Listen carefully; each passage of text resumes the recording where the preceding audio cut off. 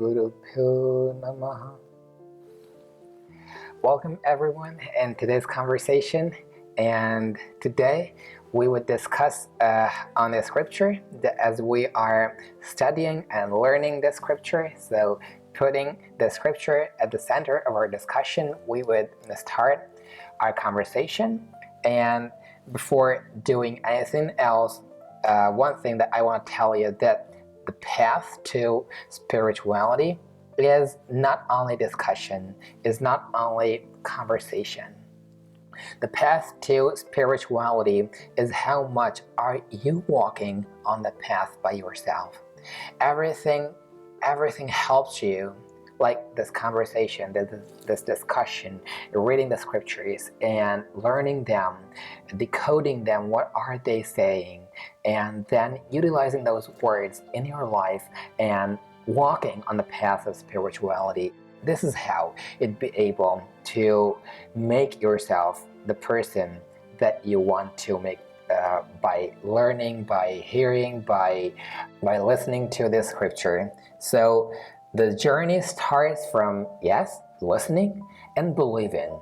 So when you believe something, you feel that this putting your time in certain work is worth it.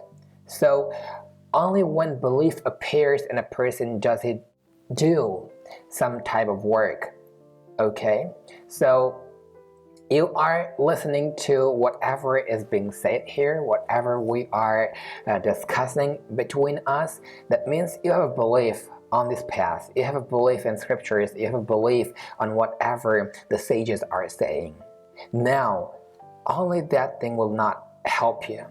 So believing is the first step. And even if you have grabbed one step, you have moved one step closer to this divine life. If you stand on that step and don't move forward, your moving on that step will become useless. It'll become futile, pointless. So always keep moving on, because only that water remains fresh that is always moving. Why the river water is always fresh? Because it's always in movable state is always mobile, whereas pond waters, after some time, they start smelling, they start stinking. Why? Because they are constrained.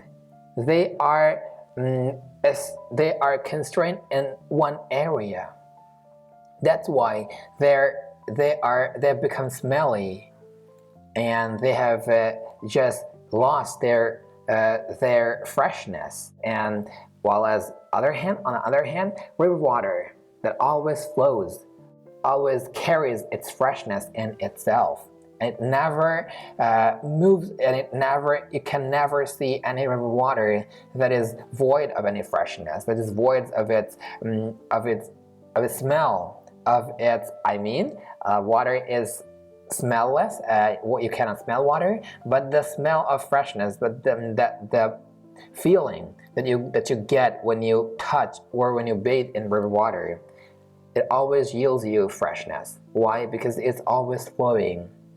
And here we get this inspiration that whenever we are moving in a direction, only then we remain fresh, we collect more knowledge. So keep moving on and never be stagnant. Always keep moving on. Never immobilize yourself. Always keep yourself in a mobile state in this path of spirituality.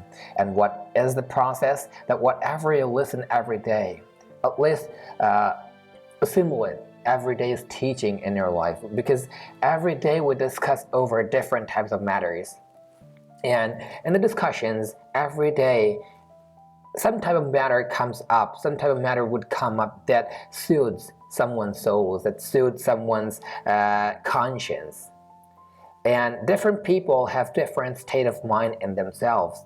And what word comforts one person cannot be the same word that comforts any different person.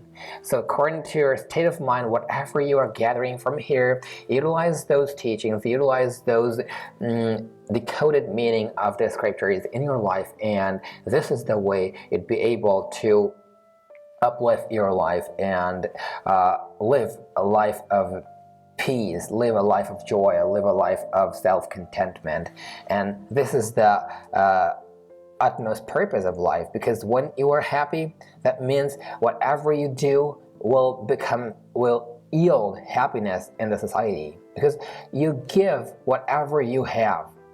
Like, you can't give money to a person if you yourself don't have any money. You can't give water to a thirsty person if you don't have water with you. The same way, how could you give happiness to anyone if you don't have it in yourself? So when you're happy, that means you are able to shower happiness in the society, in the community, in the nature. And your soul achieves power whenever you purge your life of any sort of illness, of any sort of badness. This is the way. Every day, when you purge, when you extricate, when you expunge any bad belief, any bad thought from your life, that means you have moved a step closer to spirituality. And only standing over one step, only standing over one area that you gathered with belief will not help you. It had to help where you are now, to bring where you are now. But to move ahead, you need some new thoughts. You need to move in the direction forward that is laying in front of you. So everything is working in this nature, like the sun, this moon, this earth. Every part of this nature is moving, is mobile. Nothing is laying at a place like I want to unwind myself now. I feel tiresome. This will not work. If any planet, any particle of this nature does so, this entire work of this nature will be disrupted. So this is the law of God. God is working incessantly all the time to raise all of his children, all creatures on earth and different planets, and whatever they are on different planets. So every part of this nature is working. Every part, only to teach us that moving on is life. And whenever you're moving in any direction, that means you are on your way to make progress in that direction. That's what I was telling, that extricating any sort of badness from your life every day will get you closer and closer to your destination. What is the way to catch destination? Like if you're moving on a road, on a freeway, what is the way? Drive your car, your vehicle on the road, and at a certain time, you'll get your destination. And what is the way to move on this path of spirituality? Like every day, you expel, you erase any badness that you feel is in you. And one day, you'll feel that you have raised your destination. And that destination, the destiny is not at all a destiny. It has become your achievement of life. This is the purpose of life. And when you become so, the life becomes brighter. The life becomes full of colors, full of brightness, full of light. And then you become the person that yields light to every other person. Because as I was saying, you only give what you have. If you have darkness in yourself, you'd never be able to spread light in the society, in the nature. And you give whatever you have in yourself. So if you are feeling that I have so much different types of illnesses in me, like illness, what is illness? We have taken it somewhat physical, that whenever someone is sick, we call him that he is ill, and he has contracted some type of disease in him.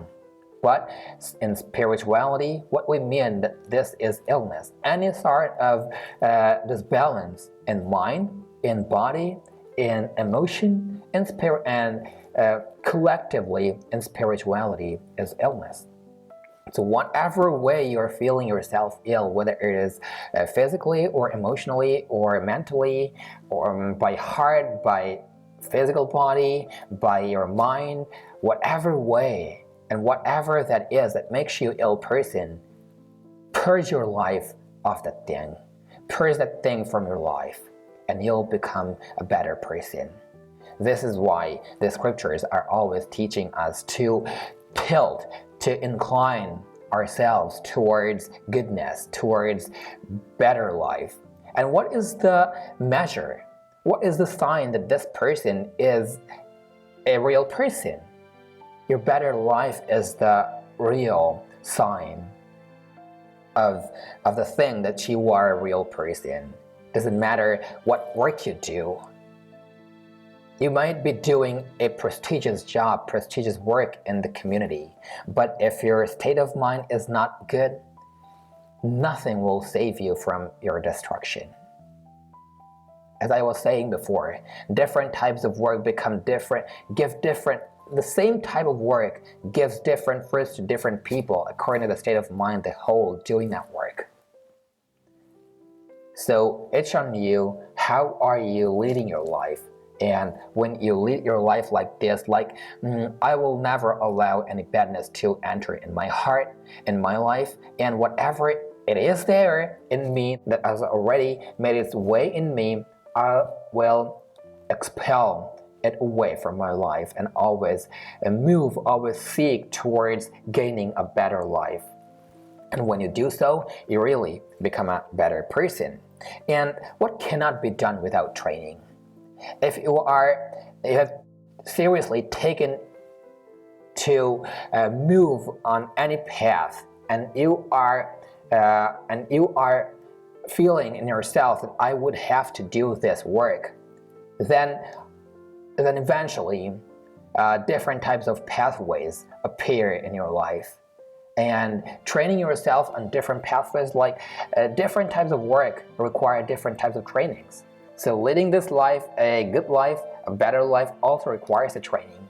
And when you succeed in directing your mind in one way, in one direction, that means you are potent, you have the potential to direct your mind in other parts of goodness. Like if you make up your mind to direct yourself towards truth, towards always speaking the truth, and you have started it, and you are starting to culture it in your mind, cultivate this thought that I will, no matter whatever situation appears in front of me, I'll always speak the truth in my life. And when you have taken this, when you are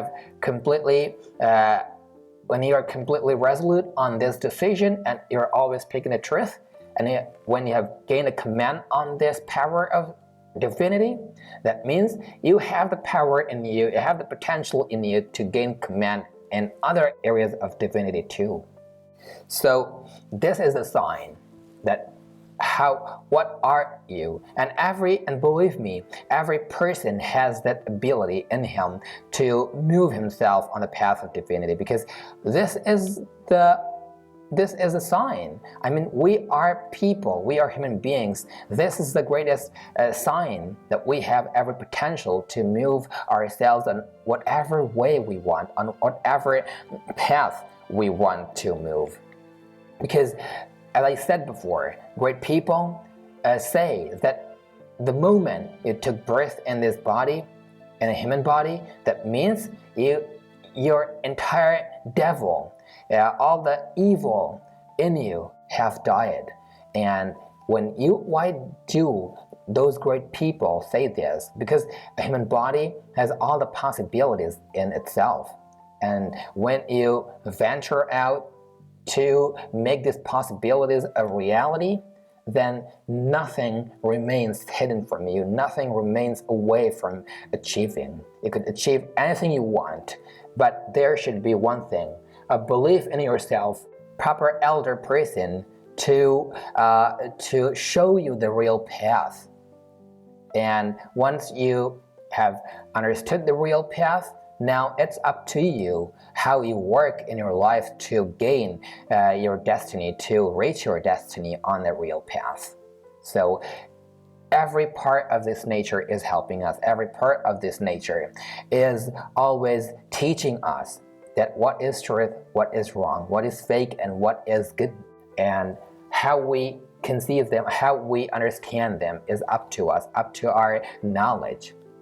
So when your belief is good, when your knowledge is better, is divine, then you gain everything that this nature is teaching us. Like every part of this nature is teaching us some sort of principle, some sort of truth.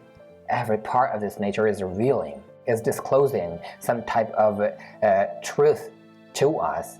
But why don't we understand that? Because our minds are shrouded by this film, this coating of materialism, either materialism or untruthful life or fakeness, whatever you could term it. But when gradually we move on the path of truth and start expelling our illnesses, our badnesses day by day, that we start gaining this subtle powers of this nature. We start making our way closer to the subtle powers of nature, and the belief gets wider and wider. And this is how, when the belief is great and we are willing to move on a certain path, and we know that we have the potential to do some work, and we have gained some sort of result in that work, then nothing, no obstacle could ever keep you from moving on the path. And that's how these characters in the scripture perform their actions in their lives. Like Sri Rama, when he was in the forest, so many people who were led by his younger brother Bharata, they went to forest to make him, to compel him to come to the kingdom again and rule the kingdom. But he didn't heed anyone's advice. Why? Because, and you'd see the people who went there to exhort him, to persuade him, some of them were younger to him, but most of the people were elder to him. But he never tilted away from what he had resoluted, from his resolution. And that's why, this is the reason that we worship him today. And he has become the center character of the scripture. Without him, this entire scripture is just like earth without water, earth without atmosphere. Just this is the importance of Sri Rama and the scripture. Why? Because he always led himself on the path of truth. He never heeded anyone's request or anyone's advice if it was tilting him away from his path of reality, from his path of truth, from his path of divinity. So to do that, he relinquished everything, his comforts of life, his kingdom, and his comforts, his happiness, if you could watch it. So he did this, and now he became the person that we worship him. So this is how we too could move ourselves in the path that Sri Rama moved, and make ourselves the people that are worth listening, that are worth taking inspirations from, and that are worth taking motivations from. It is not the thing that to motivate people, to inspire people, that we would become a greater person, but the main thing is to make your life a proper life, to fulfill the purpose of your own life. You should do this work. You should move on the path of divinity. You should move on the path of goodness. And this is how Sri Rama did. And spirituality is not a thing that could be shown like this is it. Look at this spirituality like we show someone a ball. This is a ball, and now you go and play with it the whole day. Spirituality cannot be shown like this is it. This is the stature. This is the body of spirituality. It can only be sensed And how could it be sensed? When you have belief in it. And this is the inherent quality, this is the inherent property of a human being, to be a spiritual person. Spiritual person doesn't only mean that any person who has sequestered himself away from the community, who has moved away from the community, is a spiritual person. No, every person, this is the purpose. Every day I talk about purpose of our lives. This is the purpose of our lives, sole purpose of our lives, that we become a spiritual person. Sri Rama became a spiritual person. Whereas he lived in kingdom, he was a king of a place. He never moved into life of monk. He didn't accept the life of monk or anything. Any other person who moves away from the community in woods and leads his life in deprivation and austerity and relinquishes everything. No, he didn't do so. He lived his life in kingdom. He ruled his kingdom. He was the king of a place. He was married to someone. He had children. But doing everything, he never extricated himself. He never moved away from spirituality, and that's why he became the standing pillar. It became the pillar of spirituality, and this is the reason we worship him today. So wherever you are, whatever way we're working, whatever type of life you're leading, nothing matters. The state of your heart, the state of your mind, and the state of your conscience matters. How much inclined you are to the goodness of life. And if you are so, then you are the real spiritual person. So as I was saying, that this spirituality can be shown, that this is the thing, this is the spirituality, this is the structure of spirituality, and now go and get it. You'd have to start from belief. And after you have started believing it, now the second and the most important part of it is start acting on it. Every person believes in truth and fake things. Every person's soul tells him what is truth and what is lie, what is untruth. But he always moves towards doing bad activities. This is the soul that tells us everything. Whenever we move towards doing any bad activity, a voice from our heart rises and tells us this is not the good thing to do. But all the time we smother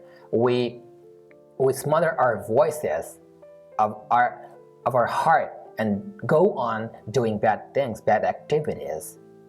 But when you are a real spiritual person, so look, everyone is believing the fact that what is true, what is bad, because he is hearing, every person is listening to the voices of his soul, of his heart, whenever he does any work. But only believing it will not make it. So act on the thing that you believe are right. So today's thought, as I started, that only listening, only hearing, or only believing something will never work to make your life a better life, unless you work on it. So start working on what you believe is good. And when you do so, you become a powerful person. You become a strengthful person. Your strength of your heart, strength of your mind, strength of your spirituality rises, and you become a fearless person. This is a real account of being a fearless. And how to achieve fearlessness in life, we'll discuss on this topic in the next conversation. And today we are ending our class here, ending our conversation here. And every person, as I said today, start acting on the beliefs, start acting on the thoughts that you feel are real. And when you start doing so, you'll become the real spiritual person. And this is destiny, and this is the purpose of our life. So my hope and my wishes from the God that He helps every person to understand what is his purpose of life and help everyone. Give everyone the strength, the power he needs to move on the path and make himself a real spiritual person. Thank you.